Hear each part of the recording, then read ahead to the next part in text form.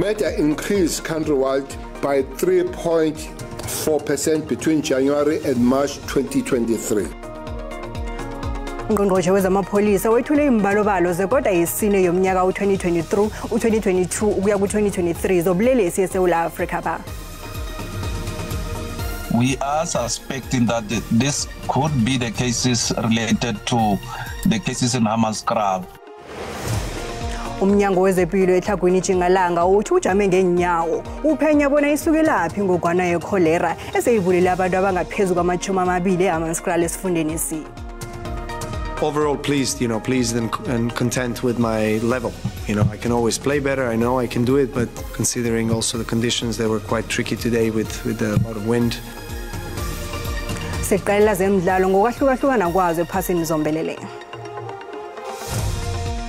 Tidalana SABC News. Stosela umta.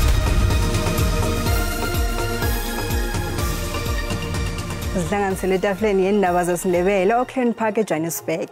Ziza kuwe ngesindebele lo Chinese Chaba Sekosi. Imbalobalo zobulelesi bokuthindana zitshengise ukukhuphuka ngamaphesenti amane okusukela ngoTshirhweni bekube nguNtaka umnyaka lo. Angaphezulu kwe-164,000 amacala obulelesi abikiwe kwekoteni yesine yomnyaka ka-2022 ukuya ku-2023. Imphathimandla zamapolisa bezethula imbalobalo zobulelesi phambi kwekomiti yeParlamente engamele zamapolisa. Izinga lobulelesi lehle ngesilinganiso esingaphezulu kwamacala ayikulungwana abikiweko nakulinganiswa nangomnyaka opheleleko ngalesi sikhathi. Kodwana angaphezulu kwe-7,500 amacala okubulala okusuka ngoSewula bekwaba nguNobayeni wangomnyaka opheleleko. Kanti kile kota okusuka ngoTshirhweni ukuya kuNtaka ayi-6,300 amacala abikiweko. Ekumacala amakhulu ngeokulinga ukubulala, ukubetha ngomnqopho wokulimaza, ngemva konobangela ukunganyisana kwabantu, nokuphudlelana kwabatshayeli endleleni abagcine bathuselene bebagcine balwa. Murder increased countrywide by 3.4% between January and March 2023. This is the lowest single-digit decrease recorded compared to the previous 3 quarters. Though it is a decrease, these are not just figures but human lives that should be protected at all costs. Izinga lamacala abikiweko okubulawa kwabongazimbi ababethwe ngokuhlanganyelwa mphakathi abeyi-588 lehlile nalinganiswa nangomnyaka opheleleko.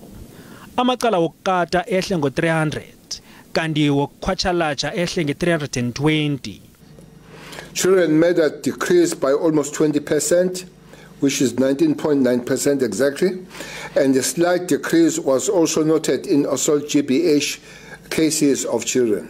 Sadly and alarmingly, 29 more children were victims of attempted murder compared to the same comparative period last year. Behlile nobulelesi bokumukwa abantu inkoloyi. Amacala wakhona ehle okusuka ku-5,400 ehlela ku-5,100 nakulinganiswa nangesikhathi esidluleko. Ngakele inhlangothi ubulelesi bokuqekezelwa imizi bukhuphukile pheze ngokubikwa kwamacala ayi-5,570. Nanyana kunjalo, usihlalo wekomiti yezamapolisa uthi unethemba lokuthi ngokumenyezela kwembalobalo zobulelesi ezibikiweko, amalunga weParlamente ayokuthola ithuba lokuchuka ngemibuzo amapolisa kusasa. Umnyango wezempilo eTlhagwini Jingalanga uthi uphenya ukuthi isukelaphi ngogwana ebangele ukwehla kobulwele ikholera esifundeni esi. Kubikwe bona abanye abantu ababili sele batheleke ngayo eBujanala district. Okukhulumela umnyango wezempilo eTlhagwini Jingalanga uTebogo Lekgethwana uthi amadoda amabili wokuthoma ngiyeminyaka ema-30 nobunane ubudala weMalibeng, wesibili ngiyeminyaka ema-60 nobunane weMoretile batshengisa amathwayo okubuyisa kunye nokuthulula okumathwayo cholera. Inhlahlubo esithethweko zabo zaqinisekisa ukuthi mbala banokugula kwecholera. uLekgethwana uthi indawo ezembili asikude neHammanskraal kanti iphenyo ngilo lizokuveza ukuthi laba babili khe bavakatshela eHammanskraal namkhamanzi wesifunda seTlhagwini Jingalanga aqapheleke ngegciwane leli. We did suspect that we could have cases there, and our teams have been on high alert because of the cases in Hammanskraal, and of course, indeed, Madibeng and Moretile, their proximity to that area made us suspicious that we could have cases. But at this point, we don't have a confirmation that those cases are as a result of water contamination in our part of the province, or those are the people who had traveled, because as you would know, the area is such that the cross-border is just almost a step from one door to the other. Ibulungelo lemali elikhulu eSouth Africa lithi indaba yomraro ukuphakelwa kwegezi izokubeka ilizwe engozini yokunzinza ngehlangothini lemali. Lokhu kuvele ibhanka le nayikhuluma nembikindaba ivekele ngokubuyekezwa kokunzinzwa kwemali. Isikhulu sehlangothini lezokunzinziswa kobujamo bemali kileli bulungelo uDr Nicole Brink uthi lokhu kuzokubetha kumbi umkhakha wemali. Ibulungelo mali elikhulu eSouth Africa iliyelelisa ngobungozi bongakanzinzi ngehlangothini lemali. Kanti lithi ubungozi obu bungezelelwa indaba eragako yokuqindeliswa kwegezi nokukhuphuka kwe-inflation. Reserve Bank ithi indaba yokubekwa kwenarha le ngaphasi kwehelo lenarha engasisekikizo ngomhlolanja kube nomthelela emkhakheni wemali. Amabhanka nawo aragela phambili nokukhuphukisa nokungezelela inkwelede ngebelo elidlulela ukukhuphuka komnotho. The rand depreciated by 8% since the previous FSR, while the basket of emerging market currencies appreciated by 3.5%. This underperformance of the rand was not only as a result of the grey listing. Other contributing factors included load shedding and the weak economic growth. I-South African Reserve Bank ithi ukuhlala kwelizwe ehelweni lenarha engasisekikizo kutsho ukuthi lisazokubetheka ukuya phambili ngehlangothini lokurhwebelana. High transaction cost, more scrutiny for South Africa's financial payments and international payments and international participation by our financial institutions, generally an even higher country risk premium, which will increase the cost of funding in international markets even further. Umnotho welizwe ubethwe izinto eziningi nonyaka nje kubala hlangana ukuqindelisa kogezi engezelela amabhiliyoni wokubiza kokwenza ibhizinisi nokubiza kwepilo. Isekela likaMengameli uPaul Mashatile uthi iSouth Africa ngeke itheliswe bona iqede inteshi eziphehla igezi ezisebenzisa amalahle. uMashatile usole amazwe afuna ukugandelela iSouth Africa bona yenze okufunwa ngiwo ekuphehleni amandla wegezi. uMashatile ubekhuluma nabosomabhizinisi beTlhagwini Jingalanga. Ikambiso yeSouth Africa yenza into engaba mraro ngokuphakamisa ukulisa imbaseli ezenjiwako isebenzise ezivuselelekako. Laba abakhuthaza ukusetshenziswa kwamandla avuselelekako babona ungqongqotho wezamandla nezenjiwa asicabe emphakamisweni zabo ngombana yena usakakarele embaselini ezenjiwako. Kodwa uGwede Mantashe usekelwa libandla eliphezulu le-ANC ekuthatheni inqundo nekuvuseleleni amaziko aphehla igezi ngamalahle njengoba isitshaba sihlaga kangaka ngenxa yokuqindeliswa kwegezi. Isekela likaMengameli uPaul Mashatile uthi iSouth Africa izokurhabela ukusebenzisa amandla ahlanzekileko inothe ngamalahlekazi angaka. It is important that South Africa does this in its own time frame. We know that there are those who want to do us to do things at their own pace, but we want to do things in our own pace.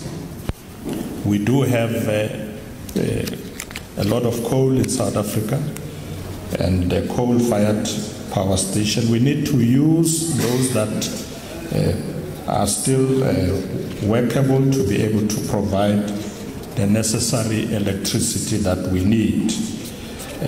That will ensure that we don't transition in the dark. Because as we move through the just transition process, we need to keep the lights on. While we are transitioning, we have to do it in a manner that is responsive to our own objective and our own agenda. Furthermore, we have established innovative financing mechanisms to support private sector investment in climate change projects, such as the Renewable Energy Independent Power Producer Procurement Program, amabhizinisi amaningi athinteke kumbi ngenxa yokuqindeliswa kwegezi imisebenzi iphelile kulesi sikhathi somnotho ofadalalako uMantashe uthi umnyango wezamandla nezenjiwa ukhuthaza inkampani ezimayinako bona zibe nezinye indlela zokufumana amandla zingathembeli ku-Eskom kwaphela. We are encouraging mining companies to develop alternative sources of energy. That's why Goldfield, for example, is generating 50 megawatts of its own energy. And Exxaro and Seriti are busy building their own source of energy. They can't be penalized for that. And from where I'm sitting, they should be incentivized for that. So if farmers are penalized, we will follow that too. We'll talk to Minister Tidiza. It should not be if you generate your own energy, you are reducing the load on Eskom. So my hope is that you should not be penalized for that.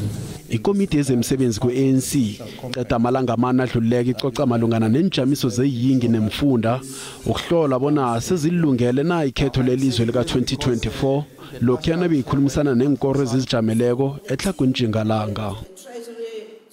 Inhlangano zomphakathi ezihlukahlukeneko kunye nenhlangano ezingalawulwa mbuso zihlela umtjhagalo omkhulu mayelana namaphandle angene ngokungemthetho ekhethwapha.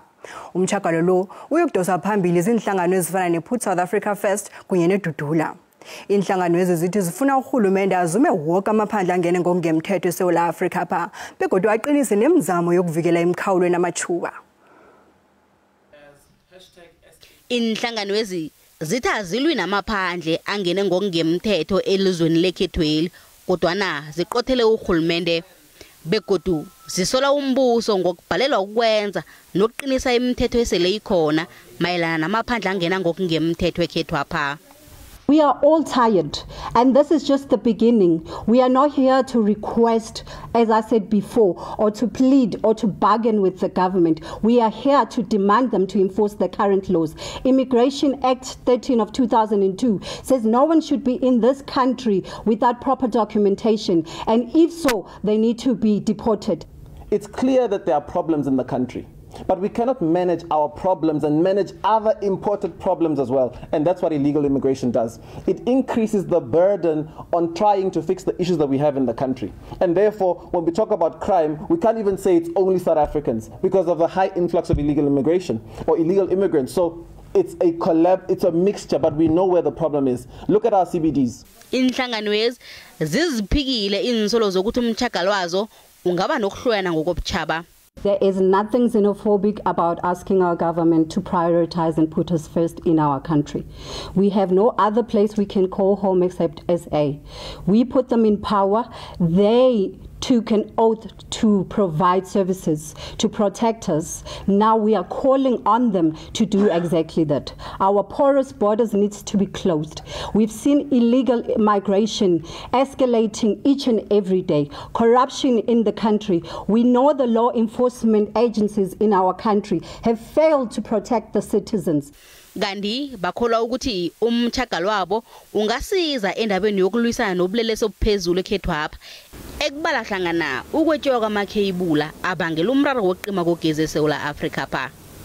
Infrastructure will be vandalized because of the power that is going on and off. The government must just be proactive. We are pleading to the government to also stop the scrapyard where the foreigners are sourcing or are making money. We are going to be doing this as South Africans beyond 2024 because we will vote other people into power and they come in, they behave the same way the other government, the previous regime was doing. So we're going to push anyone who's anti-South Africans. We can't have a lawlessness country. We can't be in a country where everybody is doing as they please. Umtjhagalo ulindeleke ukuthi uthome ngelesine ekuseni nge-iri le-10 usuke edepo yakade yembhesi eseMarabastad ePitori uchinge Union Buildings.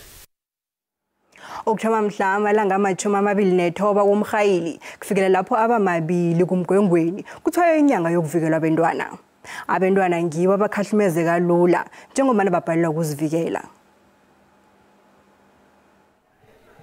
Ungqongqotjhe wezokuthuthukiswa komphakathi uLindiwe Zulu ukhombela imikhakha yonke bona ibumbane beyizibophelele ukuvikela abantwana benarha le. uZulu ubekhuluma nabekethula ijima levekele lokuvikela abantwana. Umnyaka lo ivekele ithwaywa ngaphasi kwesiqubulo esithi Let us protect children during COVID-19 and beyond. Okutsho bona asivikeleni abantwana ngesikhathi sengogwana iCovid-19 nalokho seyidlulileko. uZulu thena ngakhuluma ne-SABC wakhombela wonke amaSouth Africa bona alima indima yawo ekusekeleni abantwana. This opportunity is not mine. It is an opportunity for the children of South Africa who are expecting both government through the Department of Social Development being in the forefront, but also all other departments focusing on how we can ensure that the children of South Africa, we create a conducive environment for them to grow in a peaceful environment, grow in an environment where they are taken care of both by their parents, being taken care of by the communities. So as we launch this Child Protection Week, we start from a point of view that this is but just a week that is highlighting the plight of children, but also highlighting what needs to be done for children. Otherwise, as a Department of Social Development, we believe that children have to be protected 365 days around the year, 24/7.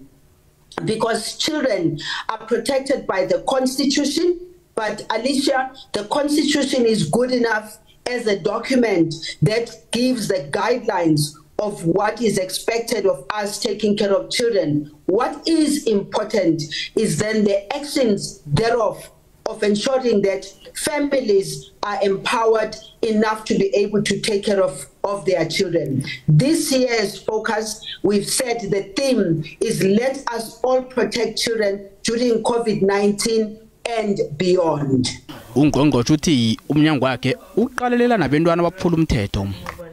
Let me indicate that there are laws that guide us, that ensure that when something goes wrong with the children have got recourse. But the children cannot have recourse unless the parents or caregivers are the ones who are in the forefront. So from last year that we have been marking this day, we've been doing our best to coordinate efforts between the Department of Social Development, Health, Police, and all other departments, education in particular, because when you think about the fact that children have to go to school, what are the conditions in the school, what we can say as a department, we have been in the forefront of advocating for children's rights, of listening to the children, and then of upscaling the kind of support that is given by ourselves as the Department of Social Development.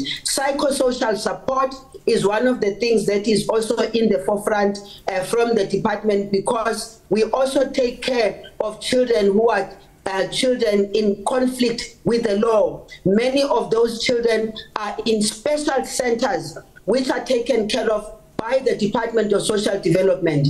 And those children, we make sure that there are social services that need to be rendered to them. We upscale that.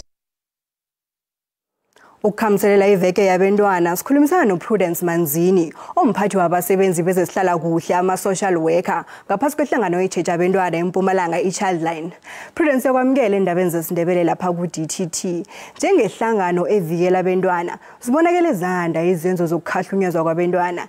Ingakhani yini enihlelileko ngeveke le yokuvikela abantwana?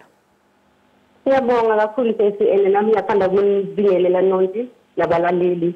Njengoba siqhuba leli viki lokuthi sithi Child Protection Week, sifika ukuthi sikhumbuze umphakathi, sikhumbuze nabantwana ukuthi bafuna bavikeleke nokuthi bavikela njani. Noma ingaba yiviki kodwa asisho ukuthi bavikela iviki kuphela. Siqhuba ngayo umnyaka wonke 24 hours every day. So ningaragela phambili. Child protection, let's protect children during COVID-19 and beyond. So I asked what COVID-19 to my speaker, I feel like I'll change even economy, poverty. Abantwana basakhona ukuthi baye esikolweni. Abantwana bayahlukumezeka even physically, sexually, even emotionally. Abanye basakhona ukuthi babuyele esikolweni. Njengabantu abasebenza ngabantwana abakhahlumezekileko, kukuphi lapha abantwana bakhahlumezeka khona kakhulu? Khane kusemakhaya, senkolweni nofana kusemphakathini nje ezombelele?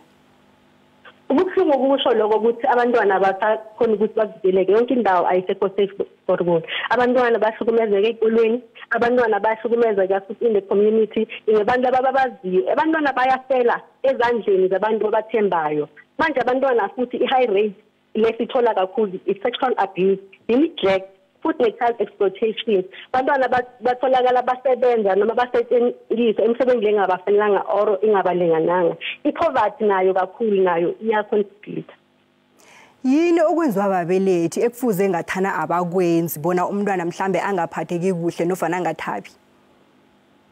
Ngokuqala ukungabi nobudlelwane kahle nemntwana wakho yakwenza ukuthi umntwana angajabuli. Umntwana if ama-responsibilities njengemzali nongawahambisi kahle, umntwana ufuna adle, agcoke, athandwe, abe ne-shelter, makagula ayisesibhedlele. Momzali mongakwenzi konke lokhu umntwana kuyamenza ukuthi ahlukumezeke. Ukuhlukana kwababelethi Prudence kumthikazisa njani umntwana? Asikhathini esiningi abazali babahlukana balwa ngomntwana. Omunye akasamnakekeli umntwana. Omunye uyasebenzisa umntwana ukuthi ufuna kuphanisha lomunye umzali. So lokho kwenza ukuthi umntwana angabi happy, umntwana angasa-understand ukuthi ufuna abe ne-relationship nalo muphi umzali. Omunye aneglect onke ama-responsibilities akhe, angasamnaki futhi angasamthathi umzali.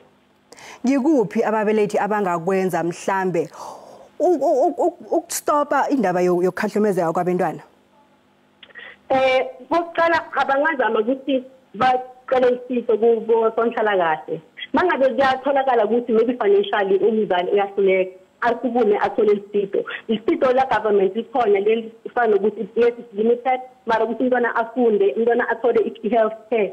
Nokuthi umntwana afunde ama-skills we-parenting, nokuthi umntwana makafuna ukuphanisha umntwana noma ngasho ukuthi ukumdisciplina, akasebenzise indlela leyiyo. Abantu abafana nabotitshere ngenkolweni ngiziphi izinto abangazichecha kakhulu ebantwaneni ukuveza bona mhlambe umntwana lo akakahlali kuhle ekhaya? Abotitshere bayanceda kakhulu ngoba bayakhona ukuthi basheshe babone umntwana mangajabulanga. Fana nokulova kakhulu esikolweni, umntwana akasenzi kahle esikolweni, umntwana akabhalanga homework noma akaphathanga ukudla. Umntwana physical appearance yakhe uthola ukuthi ungcolile or ulimele. Umntwana isikole masiphuma abanye abantwana bajabula ukuthi afuna ekhaya, yena akafuni ukukhaya. Nako lokho kuyasiza ukuthi uthisele akubonile emntwaneni, so uyareport noma akhona ukuthi akhulumisane nomntwana noma areporte sonhlala kahle ukuthi esisi bangaba ne-counseling nomntwana. Okunye futhi umntwana isikhathi ubuyela emuva bafanele ayethola ukuthi yahluleka. Lokho ama-signs mhlawumbe e-sexual abuse abotitshere banokukubona bese bawa-report. Ngesinye isikhathi ngibo abotitshere abakhahlumeza abantwana. Ngikuphi nikubonako lapho? Umntwana nabo mangafuni ukuya esikolweni or uthola ukuthi umntwana ubuya esikolweni sekahlukumezile ngokocansi or uthola ukuthi uthandana nosithishere ngoba uthishere kufanele babe batali babantwana bonke, mara ngesikhathi uthole ukuthi lokunye asisahambanga kahle. Kodwa isikole sine-right ukuthi sikuripote lokho bese kuyavulwa isisi emaphoyiseni. Isikolo nasingakubikiko lokho ngikuphi umntwana ngimaphi amagadango angathathwa umntwana ekutheni indaba le iberege?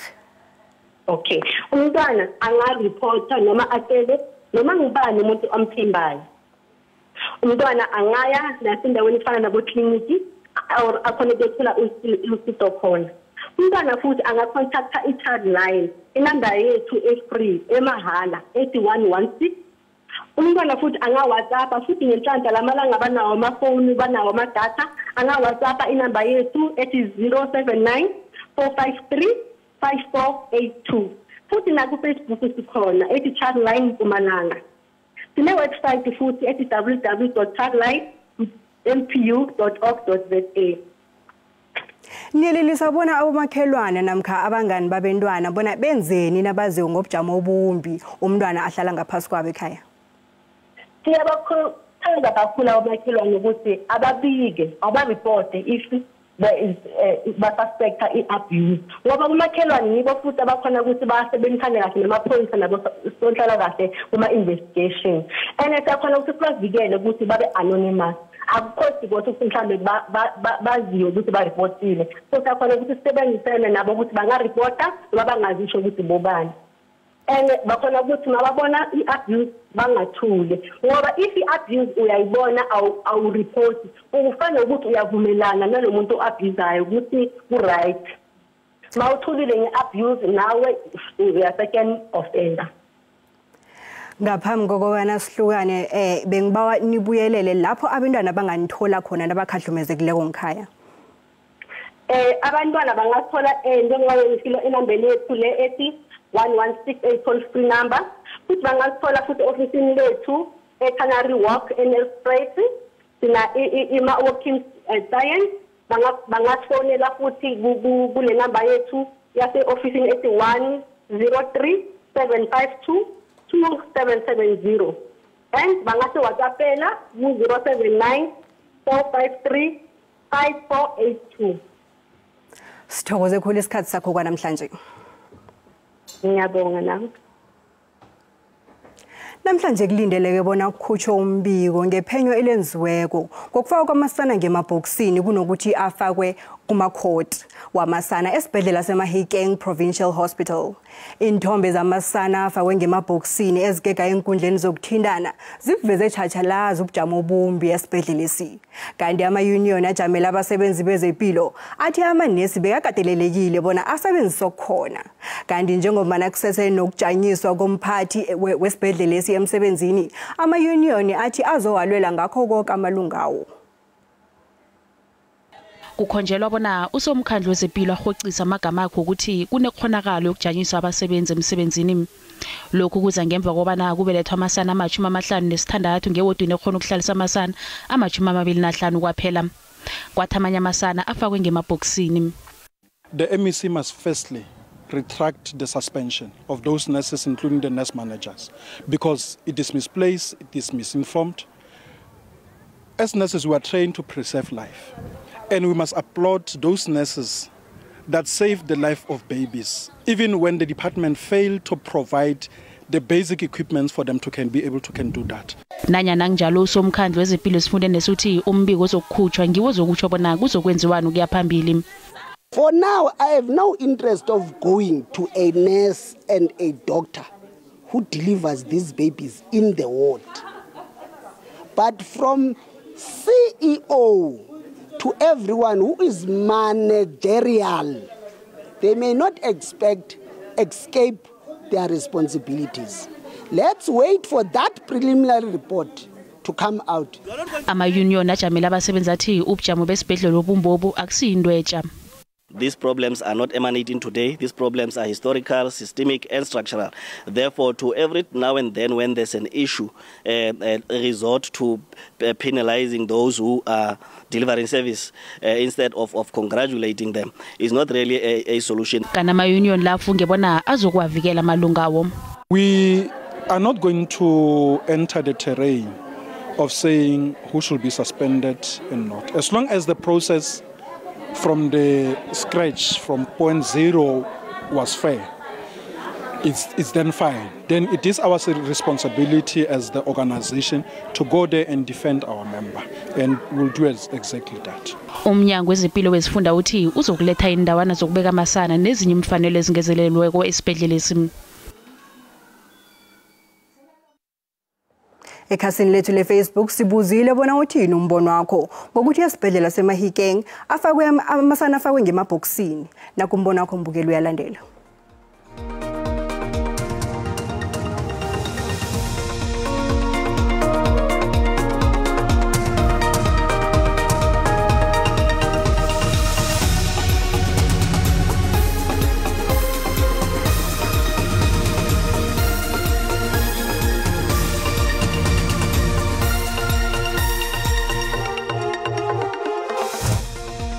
Ukuzibuza ukuthi kanti kwenze njani.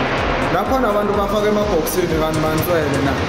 ngaza amalanga la zonke izinto ezenzakalako zihlaza nembhedlela nje yonke into ayilungi mkhatsha ngazi kwenze njani kanti uJesu lo sowuyeza na labo nesi abaye bafake ingane emaboxini fana ngabe sibashayela ihlombe bekumele bazibeke phansi ngoba phela uma ngabe sekuphela imbhede ayikho enye into abangayenza kuyothusa kakhulu okundi kuvayo abantwana bafake ezikhalibhothini urhulumente kutheni lento angathenga ibhede for abantwana ukutyholi kule mali konke okukwenzekayo kutywe imali yiyona nto kungekho zibhede zabantwana umbono ngeumbukeli SABC ayizokuthwesa umlando ukuziphendulela ngombono umbukeli nasibuya entolo. We need our pension. I'm not the only one. There's lots and lots of us that applied, but we're told that we do not qualify. Abasebenzi babohulumende bezabelo bathi basayilindile namhlanje ipension nabo ebayithenjiswa ngumengameli uCyril Ramaphosa.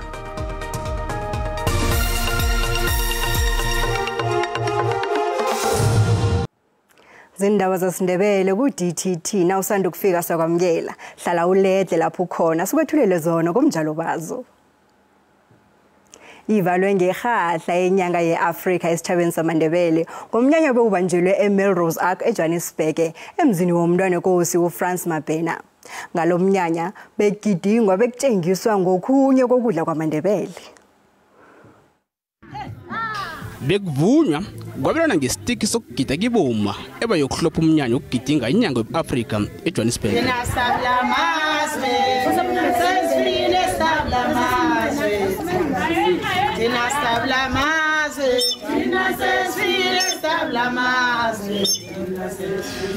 Ngalomnyanya obanjwe ngaphasi kwesiqubulo samaNdebele kaMusi bingokuhlanganisa isitshaba samaNdebele sonke ngaphandle kokuqala bona ngavela kisiphi isigodi nokutadabuka kuphi.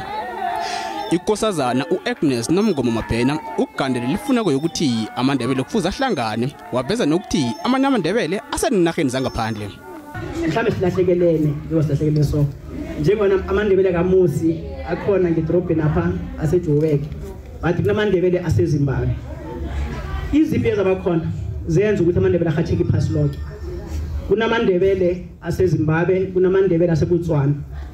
eBotswana uyothola kunamahlaku abomkhulu abomapena amaNdebele ngebekhethu kunamaNdebele ke toti boTanzania amaNdebele sisibaningi Eastern Cape akhona amaNdebele kunemanalini Eastern Cape iDurban akhona amaNdebele amahlubi so nekuma nawo bakhona bathi ya babakhona yonke indawo angizoba mde khulu ngoba kuhle i-guest speaker yindlovukazi ekade fanele ikhuluma sengiyazazisa nje mina kuphela ngizokufunda ispeech sakhe asiphe sona elangeni namhlanje bekafanele ezile ngathuthulimbi ke ngakhona ukuza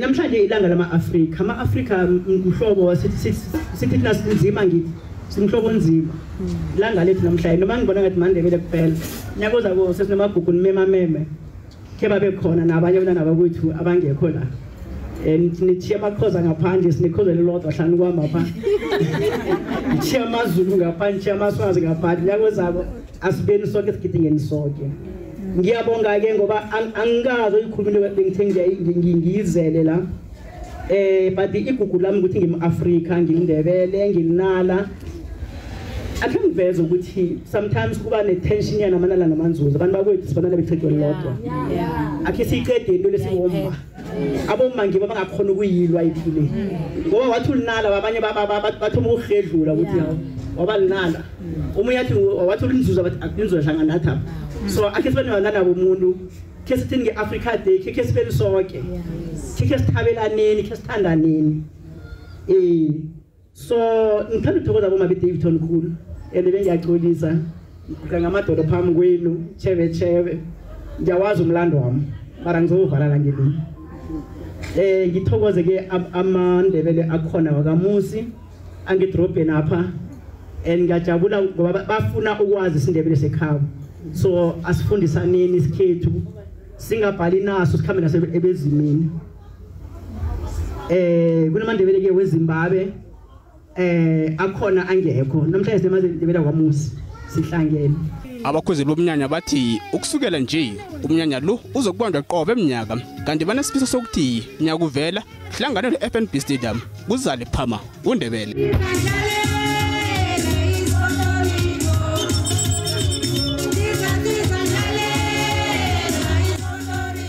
Ngingufilmon Skosana endabeni ze-SABC e-Auckland Park eJohannesburg. Ukunaba ngomlando wamaNdebele khulukhulu lawo eselake ezinye ilinarha sikhulumisana nenkosazana uNomngoma Mabhena. Nkosazana siyakulotshisa begodu siyakwamukela endabeni zesiNdebele. Emnyanyeni obulapha eJohannesburg lapha benigidinga inyanga yama-Afrika wethule ikulumo waveza indaba yokuthi kunamaNdebele akezinye ilinarha ezifana nabo Botswana nabo Tanzania. Ngokomlando afike njani lapho?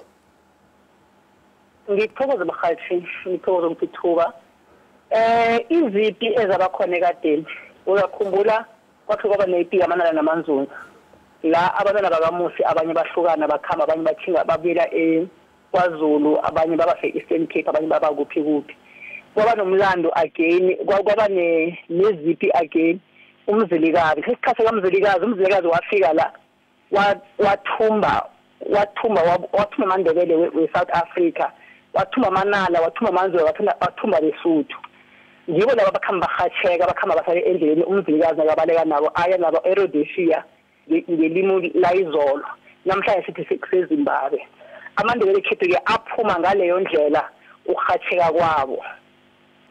Amaningi amaNdebele ekuthiwa akezinye ilinarha akawazi umlando wawo amanye akazi nokuthi maNdebele. Ngokubona kwenkosazana mkhulu kangangani uNdebele?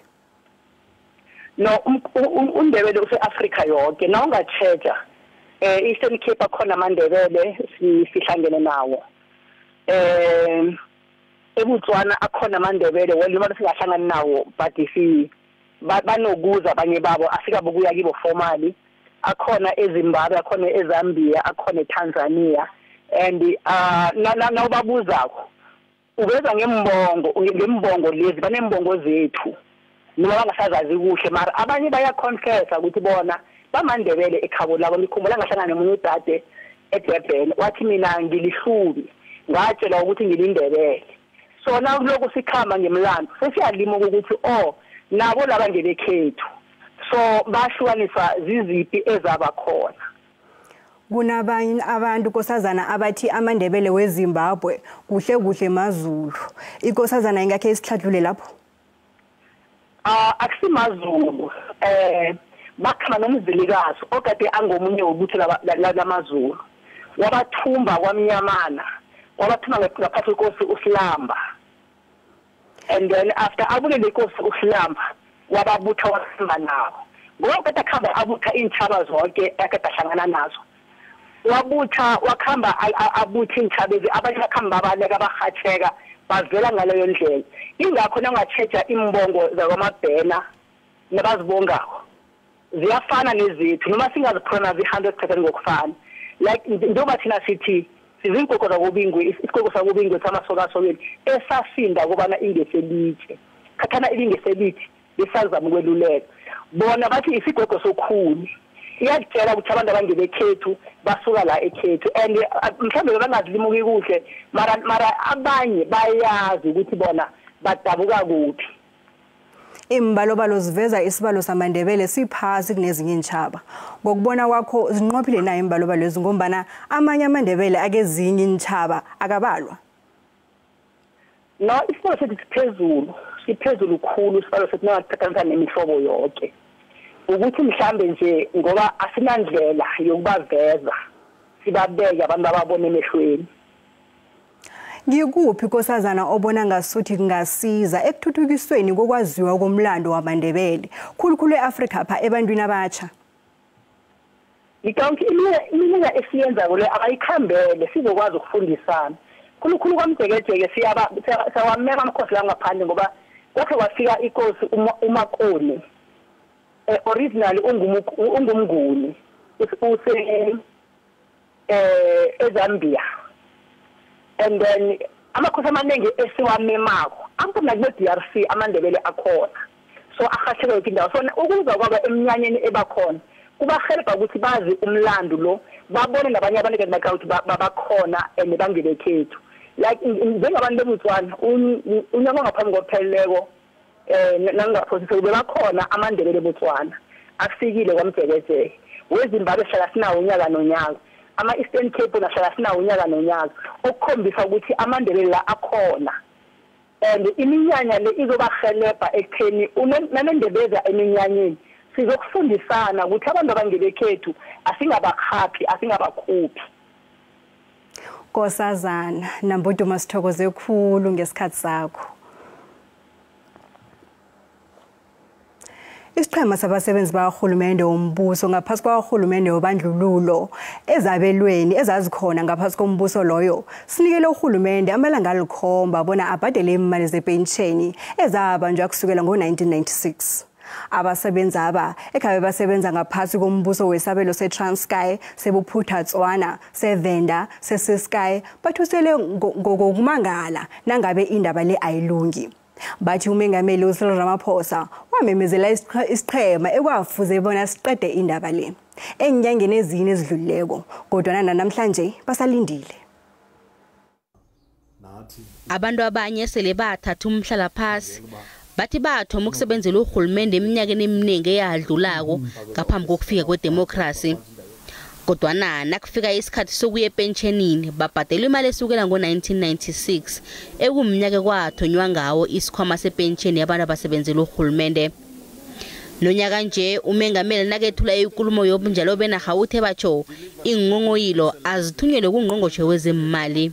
The main problem here is that there are some employees who were working before 1994, working for SABC states.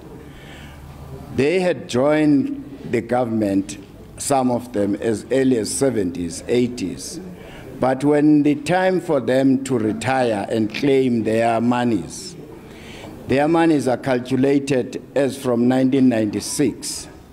We feel that this is cheating because the government has taken over the control of those pensions, of those pension monies, and it put them under GEPF. UJoyce Isaacs uneminyaka ema-79 ubudala begodwa wathoma ukusebenza njengonesi ngomnyaka ka-1960. Kodwa nakathatha umhlala phasi wabhadelwa ipensheni yeminyaka ema-20 ayisebenze ngaphasi kombuso wedemocracy eSouth Africa pha. Okuthi ukuthi iminyaka ayisebenza ngaphambi kwedemocracy ayikabhadelwa. Uthi wafaka isibawo sokulungiswa kwehlelo lepensheni kodwa watshelwa ukuthi akakafaneleki. UIsaacs uthi nanyana bekasebenzele embedlela zombuso nje watshelwa ukuthi akalethe ubufakazi balokho ekungiba nganabo. We need our pension. I'm not the only one. There's lots and lots of us that applied, but we're told that we do not qualify. How can we not qualify? Some of the young ones that got employment after us, because they were on computers, their names were on the computer, they were paid out 500,000 rand. I mean, I need that 500,000 rand or more. And as it is, because I retired, I resigned, my pension money is exhausted, and I'm now getting SASA. Can you imagine a person with degrees, with epaulets like this, getting SASA? The government is unfair. We want our money. They must pay our redress. Gandibane ngaba nomraro ofana newaka Isaac sikile ndaba yokungabhadelwa kweminye iminyaka yepensheni. Monies were given to GEPF. GEPF took our money. He's the one who distributed to various companies. But when you go and ask for your money, they will tell you that they don't have records. If they are having records, they will say that they have given you your money. Whereas when they give you the statement, they will say they started to pay your money from 1997 upwards. Before 1996, they will tell you that they were not existing because GPF was formed on the 1st of May 1996. Nakusenjalo iPublic Investment Corporation kunye neABSA zisiwe khotho mayelana nendaba kaAbdul Razak Sarti odabuke Lesotho ekuthiwa imali zakhe zibanjwe eSouth Africa pha. Kuthiwa wasisa ku South African bonds kanti imali yakhe ibalelwa ku 1.325 trillion rands. Kuthiwa isibethamthetho saphambilini akhange samvumela ukuthi akhuphe imali yakhe eSouth Africa pha njengephandle njenganjeke umuntu otlolise emafeni akhe ufuna ukuthi PIC ikhulule imali lezo ezibala hlangana inzuzo ebalelwa ukusuka ngo1985. Sekuphele inyanga ezisithandathu itraga elithutha irhasi lathuthumba eBoksburg ngelanga elingaphambi kokugidingo kaChristmas. Ingozi le yabulala abantu abama-37 ekubalwa hlangana inguli ezima-24 kunye nabasebenzi besibhedlela iTambo Memorial abali-13. Kulukhuni ezakhamuzini ukubuyela empilweni efana nangaphambilini kanti nendawo zesibhedlela ezathindekako engozini le zilungisiwe kodwa nakubikwa bona zihloga amanzi negezi. Isehlakalo sangomhla ka-24 kuNobayeni ngo-2022 ezakhamuzini eziningi zeBoksburg sahleze emkhumbulweni nazo. I heard the first 2 explosions, but that wasn't so big. So the next time the third one came, that was the big one. So I ran out to come look. After that, when I come around the corner and I saw just dead people and people who was burnt, it was really, really bad that day. We were lucky because, like I said, if the bridge wasn't there, all of us would have been like gone. I don't know how many meters, but the bridge saved us. And I ran. The only thing I felt was heat on top of my back. I've never felt heat like that. The only thing I told myself in my mind is, "You are dead, brah." When I was inside the house, I just see the fire coming through my kitchen door. Then I ran. When I ran, I fell on my shoulder. And I have operation on my shoulder. That is why I'm no longer weak. Then after that, when the fire, because everywhere here it was fire, even our roof, everywhere, and all our windows were broken. Then after that, when the fire is done, then my other son, he went out. When he went out, he came back running. He said, "Mama, come and see." My 3 children were that side. My daughter-in-law and my daughter and my son, they were burnt. And some people were burnt. It was terrible. I don't want to remember that day. Bonke abantu abalimalako basibe embhedlela ezinye njengombana indawo zabantu abalimeleko abazokubeletha nabazokuhlinzwa esibhedlela seTambo Memorial zonakala. Uhulumende wesifunda wathembisa izakhamuzi ukuthi bazokwenza ngakho konke okusemandleni ukulungisa indawo ezathindekako. Ngemva kwenyanga isisehlakalo lesi senzeka ezinye indawo ezathindekako zilungisiwe kodwa nakunendilo zokuhlogeka kwamanzi negezi kwezinye zendawo. Okuzinsolo isikhulu sesibhedlela esiziphayileko. The hospital does have challenges in terms of its infrastructure. These challenges are continuously being addressed. The pace might not be as fast as all of us would have liked it to be. All areas that were affected by the explosion were attended to and the hospital was back into operation as of the night of Friday the 27th of January. There are no ongoing challenges with electricity and water other than that might happen on any other given day, but not as a result of the explosion. Nakuzizakhamuzi zona zisifuna lisizo njengombana iningi lisahleze namafestera aphatlekako kunye nomfulelo wamochekako nakuthuthumbako. What is said is what happened here, and it has just been forgotten. That is I can't understand that. We are not coping with everything.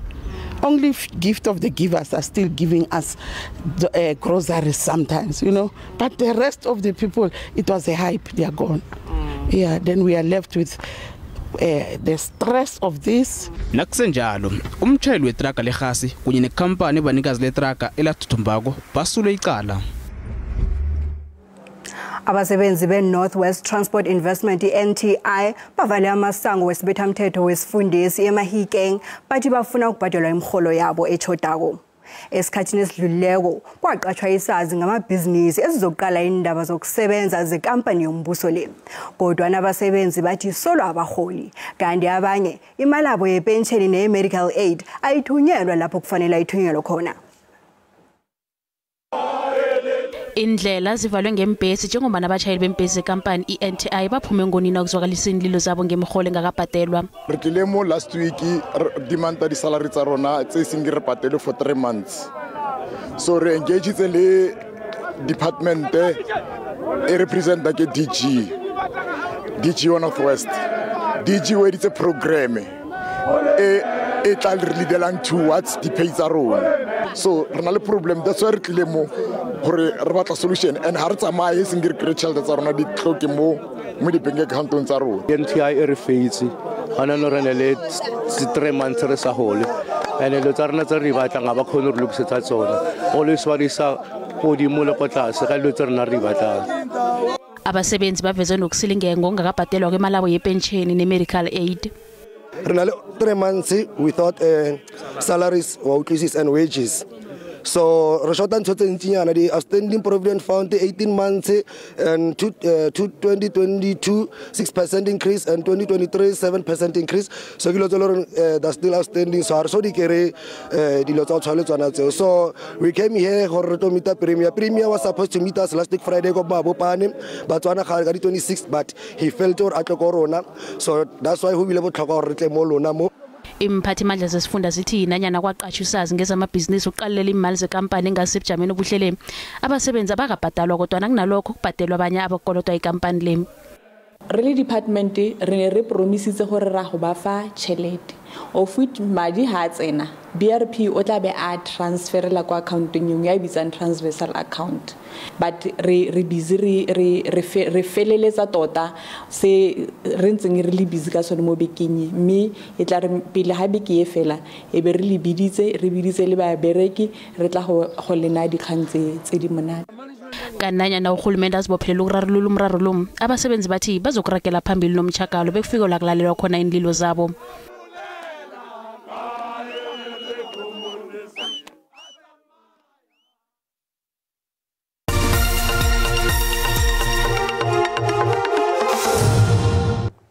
iMaritzburg United yobambana neCastro Stars emdlalweni wama-playoffs kusasa ebusuku eHerigwala Stadium. Sinomabhande Mthombeni ozosihlathulela ngomdlalo lo. Chikona siyakwamukela endabeni zesiNdebele. Ngithokoze nombukeli ekhaya. Kazi ngomgqibelo sibone umdlalo omuhle lapha eSolomon Mahlangu Stadium kwaMhlanga phakathi kweCastro Stars neCape Town Spurs. Niyibona njani nina umdlalo lo wakusasa? Besilindele ukuthi ngosonto ke ngithi iphela vekele iCastro Stars ngadlala ngokulingana neCape Town Spurs ngoba ziyalingana na uthi uqala umlando wakhona ngendlela ezidlala ngakhona. Kusasa ziyadlala na kanjani idlala eMaritzburg United kodwa na into yesinikela omhlahlandlela akhe sibone naligondelo leCape Town Spurs nayibetha iCastro ukuthi ibethe njani. Ukhumbule ukuthi bekade bagade uAshley Capido.